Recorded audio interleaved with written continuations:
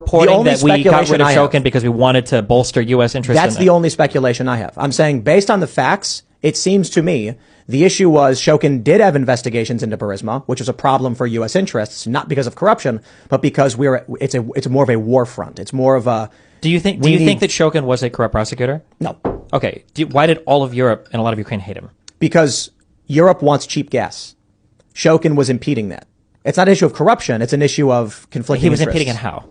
So active investigations into Burisma are impeding U.S. interests in competing with Gazprom. Burisma isn't even the largest gas player in that country, though. That's not the point. We don't have the Qatar-Turkey pipeline into Ukraine because Syria blocked it.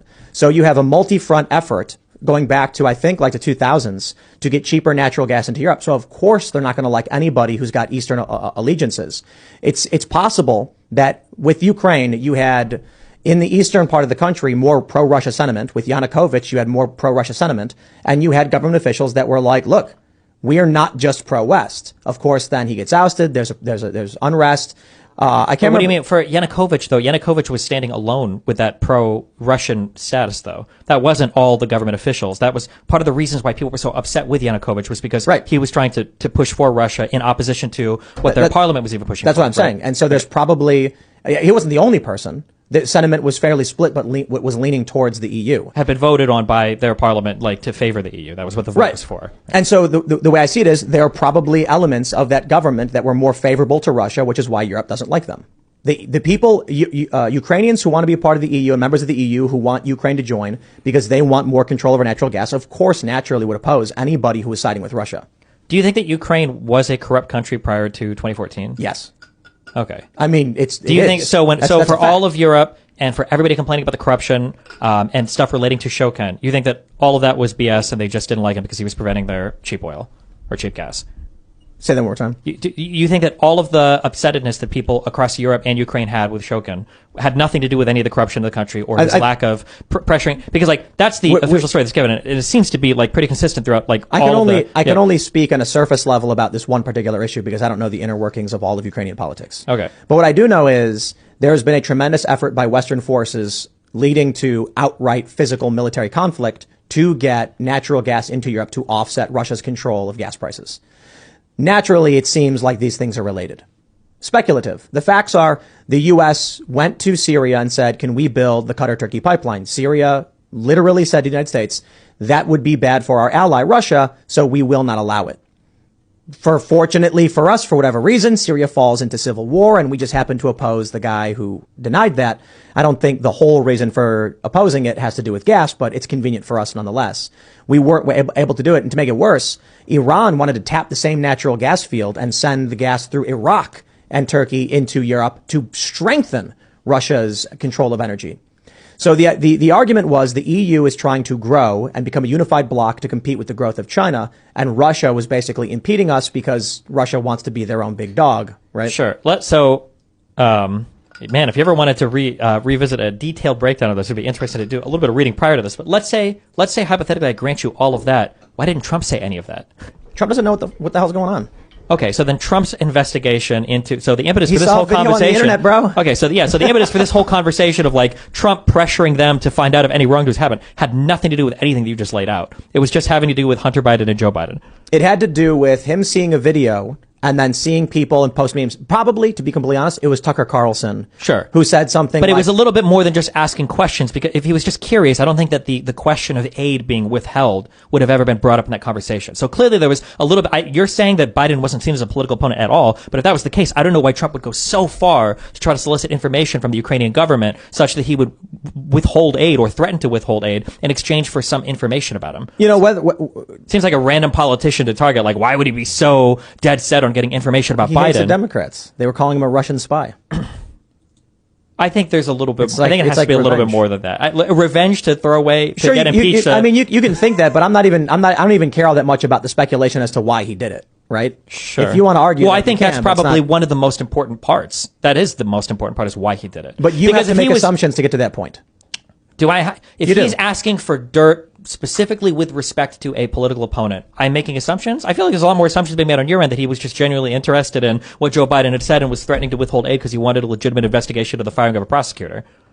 I mean, I feel like it's pretty legitimate. What we know is that he said, what's going on with this video? I want to see some action on this or else, right? I feel like there was a little bit more said than that, but I don't remember because it's been a long time. Well, I'll try to paraphrase for the sake of Sure, but I feel like the specific requests that he was making for information are probably pretty important. I could look up exactly what the charges are alleged, but it's been a while, but. So I guess the reason I bring it up is not to just debate Trump or whatever, but to ask the question of, should we indict Joe Biden for doing the same thing? I don't believe Joe Biden did the same thing, though. The request and who it was on behalf of was far different than. But Joe Biden does not have the authority to threaten to withhold congressional. I don't know if Joe aid. Biden actually threatened to withhold aid, but or he admitted on camera that he did. He said something on camera that I don't he know. If that's what he literally actually said on did. camera, "I told him that if you don't fire the prosecutor, you're not getting the $1 billion." And he said, Yeah. you don't have the authority to do that. I said, call the president, ask him, see what he says. Well, son of a bitch.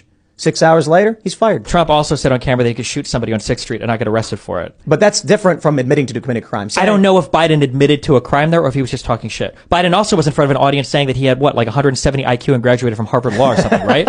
He obviously didn't do that, right? So I don't know when Biden is on stage like, I told him I was going to withhold it. I don't know if he's just like, he got his big boy pants on and he's talking shit. If he actually did do that and he didn't have the authority to do it and it was on behalf of some selfish motive or whatever, then yeah, I think there should obviously be an investigation. It's only the fact that there's never been an official statement confirming that. There's never been any, side from the Ukrainian officials confirming that, and maybe there should be everything relating to that. Yeah, but every time Republicans say there should be, and they go and look, they find nothing. Okay, but whether it's Benghazi, whether it's Hillary's emails, whether it's the Hunter Biden stuff, we know the Hillary's email stuff was there. Like that's not even. We don't know if Hillary Clinton gave a command to delete stuff that shouldn't have been deleted to impede an investigation. We don't know that.